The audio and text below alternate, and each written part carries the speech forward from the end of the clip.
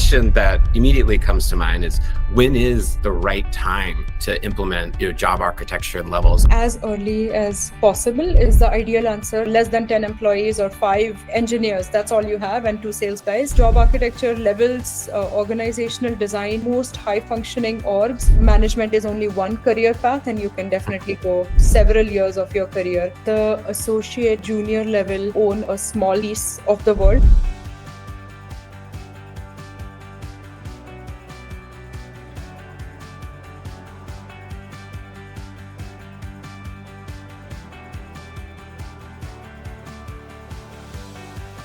Welcome back, everyone. Our next session focuses on the most foundational pieces of the people strategy, building compensation and leveling structures that can actually scale.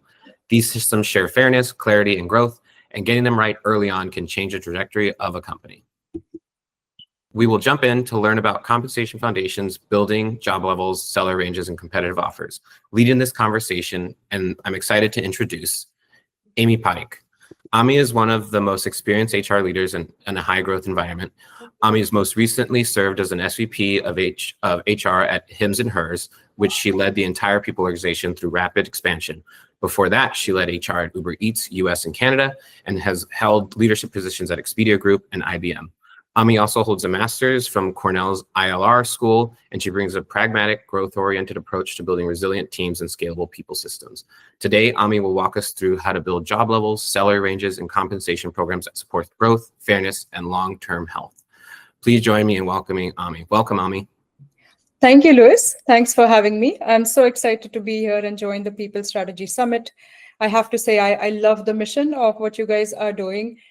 Through my high growth years, I have definitely wished for forums where we could find information. A lot of current information is often theoretical and doesn't work in a very rapidly changing environment. So I'm just so pleased that now we have resources like this available.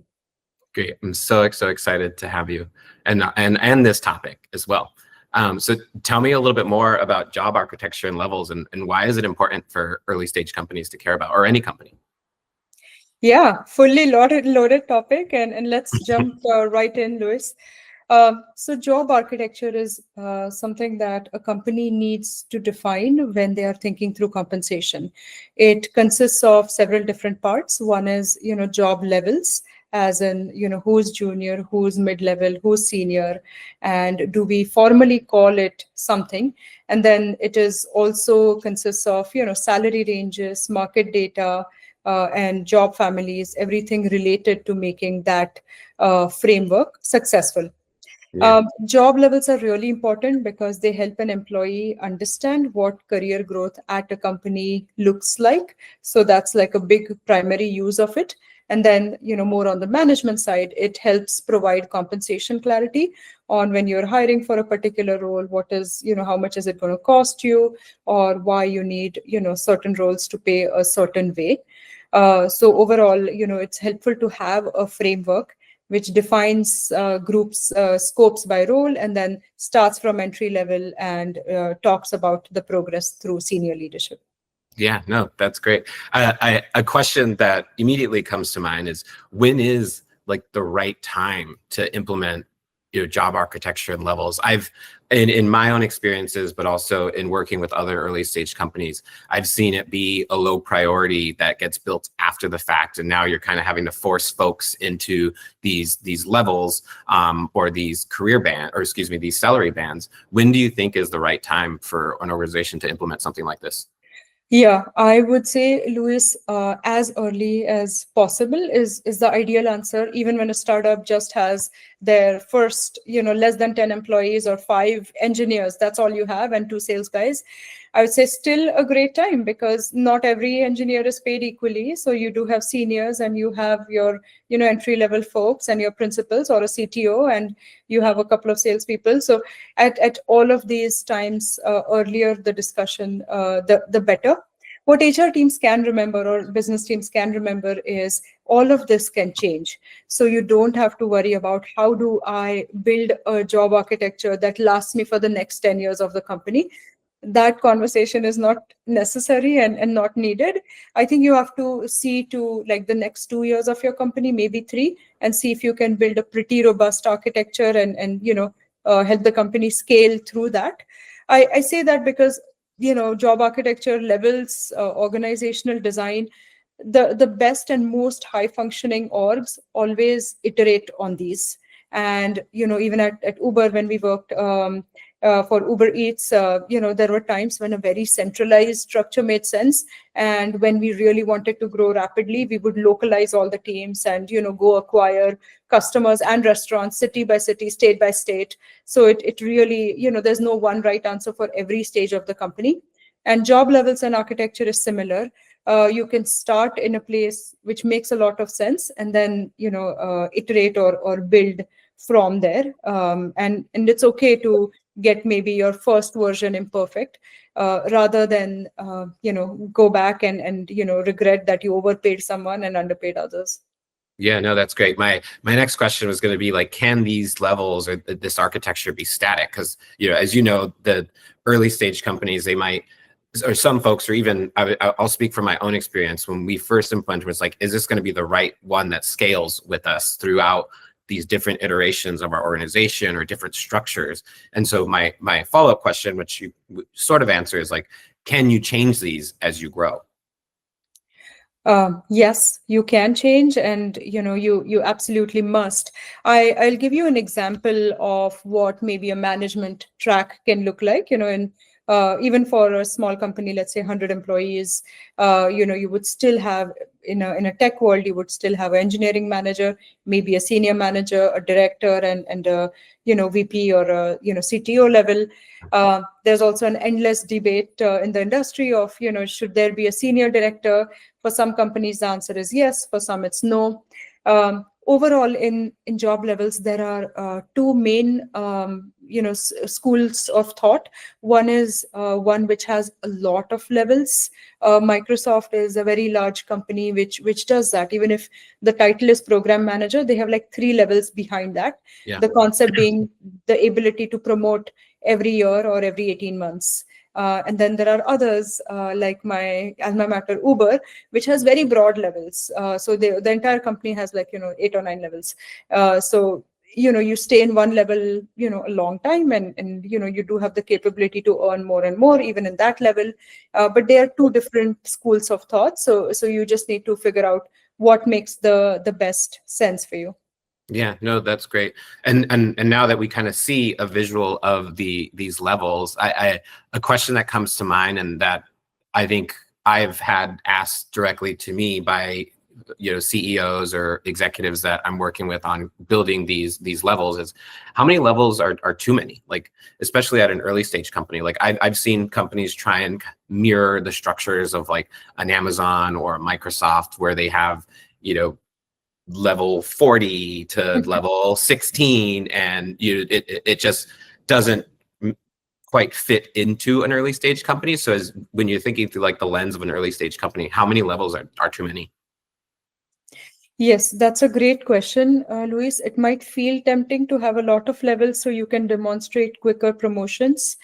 The thing that people leaders need to think through in this is, you as a leader need to be able to articulate the difference in levels. Because if you say, hey, Luis, you're a level 6 and we have 16 levels, they'll right away say, okay, how do I get to level 7? And tell me all the types of things I need to accomplish or competencies I need to demonstrate. So only have the number of levels that are truly different, where you can effectively answer this question, where you can document this question, document the answer to this question, where the level should be very different than the other. It's obvious how to get from one to another, and something you can articulate, something you can communicate, and even employees in the company should be able to quickly know how to get from one level to another. So I think it has to be thought through, not just from a promotions and demonstrating growth velocity, but also do we really have different levels, and can we answer the question on why you are a lower level and why Sally there is one level higher. Yeah, no, that makes sense. When you think about these different levels, and I know you have the manager track up right now. One of the things that that comes to mind is that sometimes folks will think that growth means you move from an IC to a manager. And how do you think about job levels as like a path to manager, or is there like an IC track in a career ladder?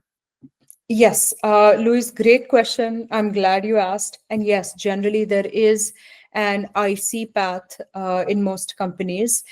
This is what it could look like. Again, depending on the size of the company, you could have more than these 5 or 6 levels. You could have like even 7 or 8. But this is what it would typically look like: a very early stage job to mid-level to senior to where you have principled or distinguished engineers. So most companies are able to offer a version of this, and you definitely can stay on an individual contributor track for a while.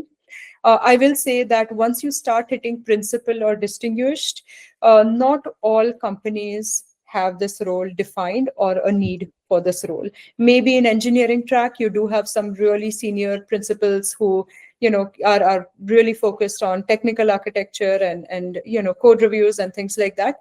But in a world like marketing or even operations, you may or may not have this last very senior IC role. And some of the job functions do naturally like map into like a people management role. But again, you do definitely have a lot of range in this, and the contributions can be highly impactful across all this. The compensation can be pretty powerful as well. So yes, I think management is only one career path, and you can definitely go several years of your career on an individual track. In a technical line like engineering, this is quite common. Even at Stello, sometimes we have engineers saying, I do not want to move into a team lead role. So, they're very explicit about it, which we appreciate. Then we know that, hey, the hard architecture problems go here, and then, we solve for it that way.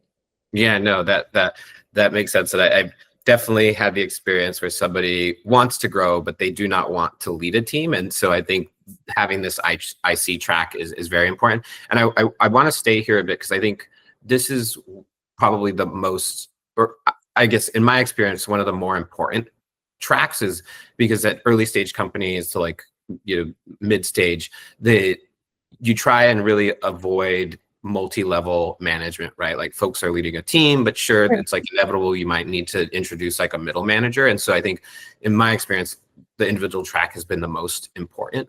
And so I'm curious, looking at this slide, I would love for myself, but also folks that are listening to this session, to learn more about the way you think these different levels are decided. I see scope, experience, impact. Tell me a little bit more about like how people should be thinking about that when they're building their levels. Yeah, that's a great question. I think at the associate junior level, you expect a person to own a small piece of the world and execute, and check in very frequently with their managers, and make sure they're aligned and actually doing things on the right track. At mid level, you are able to lead some things pretty independently, and you're pretty strong and heavy hitting. Once you cross senior, I think once you reach senior, I think the expectations rise very dramatically. For seniors, you expect them to not only manage and run their own work stream, but also do like cross reviews of other teams, or be a mentor to some of the other team members, or help with the onboarding of associate or junior members, even if you're not in a people management role. But a senior engineer or one or two of them should be able to like get a whole junior team very productive. That is where that really hits. At a staff level, we expect that they are able to look at multi products, or multi multiple work streams. So not just be an expert in one, but few different ones. And then principal level, these definitions can vary by company, but generally a principal level has impact not just within the company, they also have some external impact, and they really are inventing things or driving things which are very different than, of course, the rest of the team. But at an industry level, they are speaking and driving innovation, and truly are at the cutting edge of like research and innovation. So at least that's my expectation. But Yeah, I, no, I I feel like when I worked at IBM or Expedia, the world and the moon is expected out of a principal or distinguished. Not first, an org will not have too many of them. If they do, it is expected that they are very much in the forefront of innovation, not just in the company but outside as well. But Luis, I know you have a lot of experience here. Would love to get your thoughts or observations as well. yeah, no, I think very much have, when I think about like moving across these levels, I think about, the scope of what they're working on. And so a lot of what I'm seeing on your slide is definitely resonating with like the work that I've done with career ladders. Like I think about scope, I think about the impact on the organization or the team that they're working on. I sometimes do tend to shy away from years of experience, or I rather agree. I agree. keep it broad, just because you can have a really, like, using engineers as a continued example, like you can have a really stellar engineer that has maybe only been working for 2 or 3 years, but they are functioning like a senior engineer because of the impact they're having on their organization or their knowledge of the work that they're doing. And so I like to leave room there, and really focus on the impact of that individual. And when we're building those levels, is assigning that impact and what does it mean to move throughout these different levels to kind of get that promotion or move to that next level. Louis, I think that is a very good and very strong insight. I think we have these because in job descriptions, we always like have something while at the time of hiring. But in Sure. real Yeah. life, my observation is very similar to yours. I personally love it when like senior or staff engineers are very early in career. I think they always are out of the box thinking. They are super hungry. They're putting in a crazy number of hours. So it just leads to an outsized impact. So I have to agree with you on the number Yeah. of years, is like optional guideline.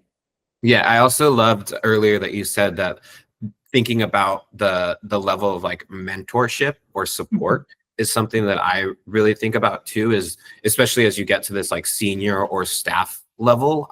Because yes, you're right to talk about not most companies have this like principal or distinguished level, just because it's not very common like at an early stage company. And so definitely the senior staff. And when I've built career ladders or levels in the senior staff bucket, I want to see some type of like mentorship or guidance 100%. or training, even being involved in like onboarding, not necessarily like managing, but being excited about lifting the team up with the knowledge and the skills that they have, and making sure that they're supporting those more junior engineers.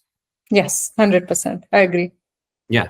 Well, we've talked about these different job levels and, manager and IC track.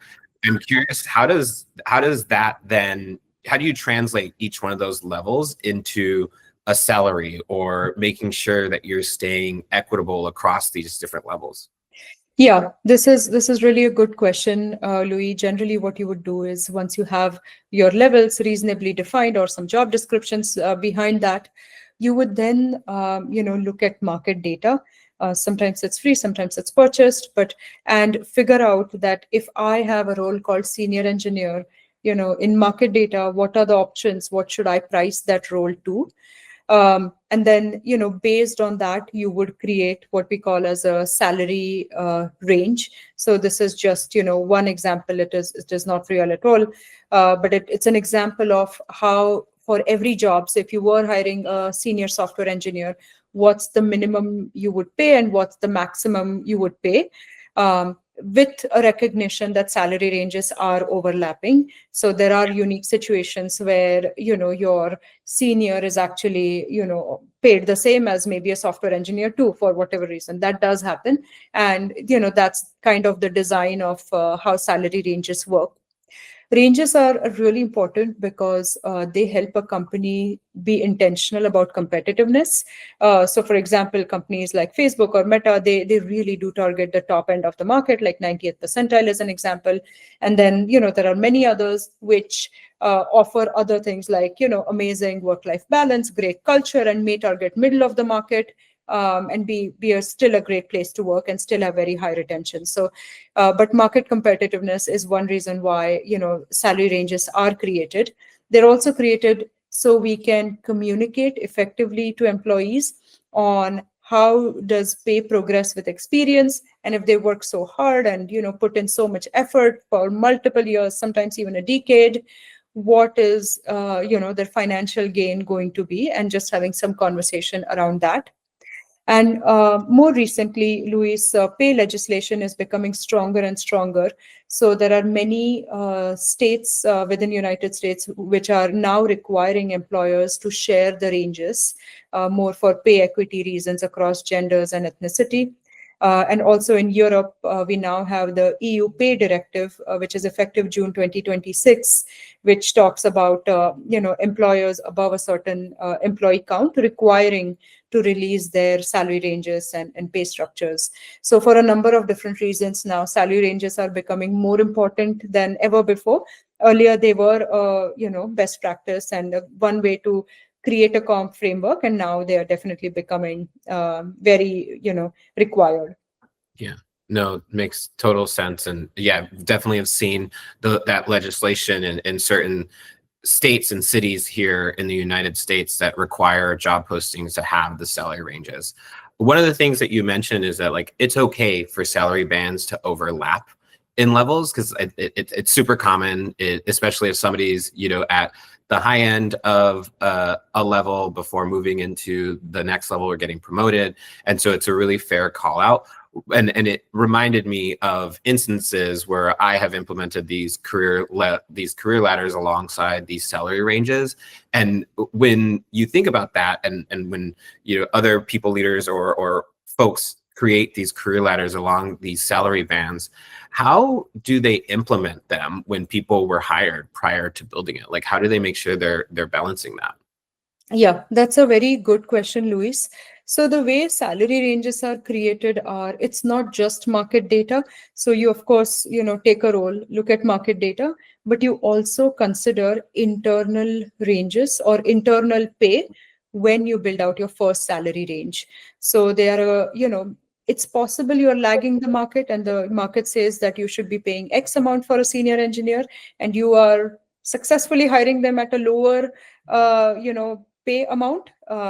And often in these cases, your salary ranges should be something that is in between. So it is a good reflection of a market, not an exact reflection, but it's also a good reflection of where you are paying. And that is the approach that often works. There are many like complex things in it, like weighted approach and average approach and all of that. But, on an average, when you create a range, you do have to consider your internal pay. And then over the years, let's say someone's like so like underpaid that they are out of the range, then you build a multi-year strategy. Companies always are strapped for budget. So I wish I could say, hey, pay them all and bring them up to the minimum of the salary range. But in reality, that's not something most companies can afford. So then you look at how do I try to get them there at least across 2 years, and what's my plan, and build some mechanisms in place for you to truly implement and execute salary ranges. And then similarly, if you have employees who fall above the top end of the salary range, the approach is similar, where you wouldn't give them too many increases, or if you give, it's nominal, it's not, like really pushing them into some random, range at this point. And you try looking at other means of compensation like bonus or equity or something else to make them whole. Yeah, no, that makes sense. And I know you spend a lot of time within like the market data and building these salary bands. I'm curious, in the career ladders you built and the salary ranges you built, what's like a strong competitive like percentile to be aiming for? Like early stage companies, obviously they don't have infinite resources, and so they have to balance being competitive in the market while also their balance sheet. What do you think is like a decent percentile for these organizations to be aiming for where they're still competitive?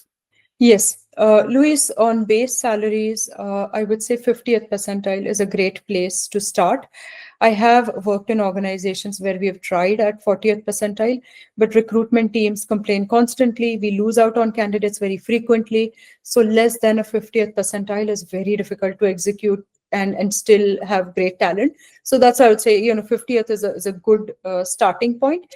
And then if you are a company which is early stage, can offer equity compensation, see if you can push to like 60th percentile for equity.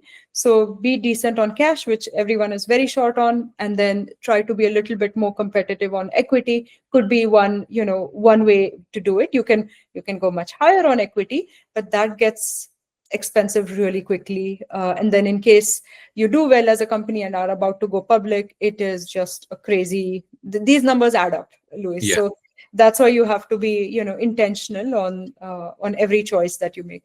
That was going to be my follow-up question is, with your experience, have you seen ways for organizations to build more competitive offers, across, base compensation, bonus, equity, or anything, unique that you've seen that has really worked for early stage companies and building a competitive offer where they're able to compete to hire engineers, for example, from like a Facebook or an Amazon?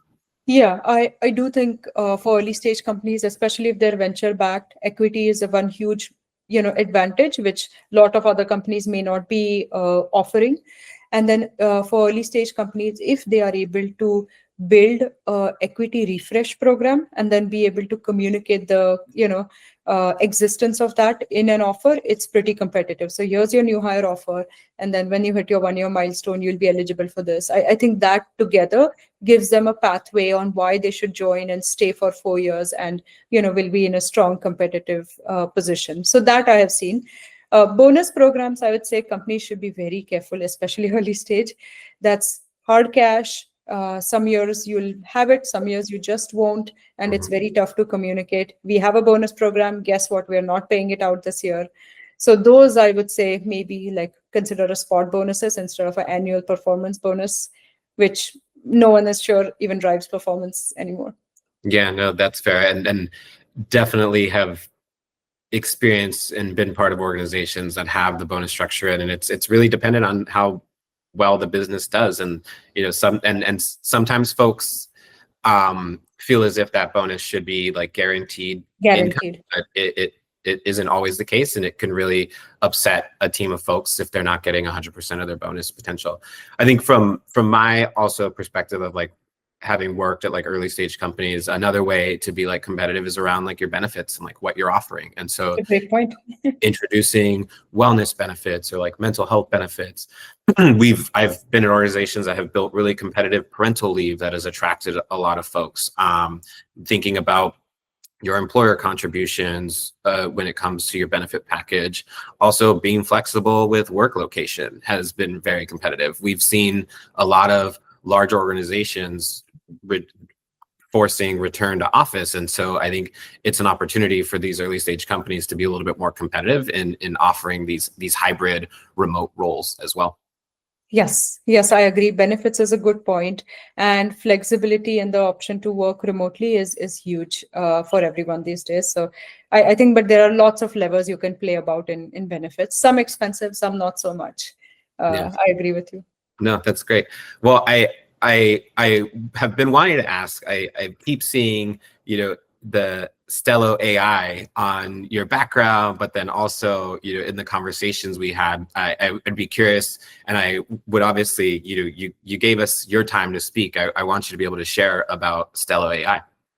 Yeah, no, thank you, Louis. I do think salary ranges and others are a pretty big component of what teams do. What we have built at Stello AI is we have now built AI job matching and AI salary ranges. We observe that for so many HR and business teams, this is a very labor-intensive and manually intensive work to be able to match every job to their market data. For example, if you purchase Radford, it'll have like 22,000 jobs, and then to find which one of your job is the right fit. Everything is doable, but it takes time. So we have trained our AI agents to be able to do just that, both job matching and for you to just say things like 50th percentile and them to, create by location and by target percentile.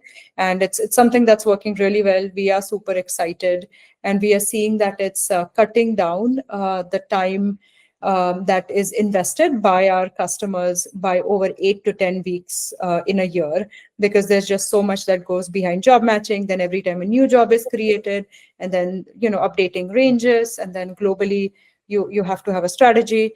So we have been successful in automating. It's one of our newest product lines that we are very excited to get to. And if anyone has interest in checking it out, our website is right there at www.getstello.ai.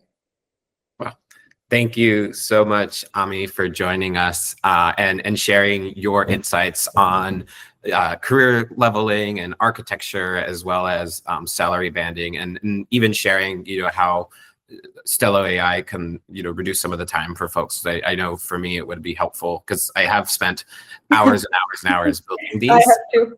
And have unfortunately spent a ton of time in massive Excel sheets in Radford. So I understand the problem that you all are trying to solve.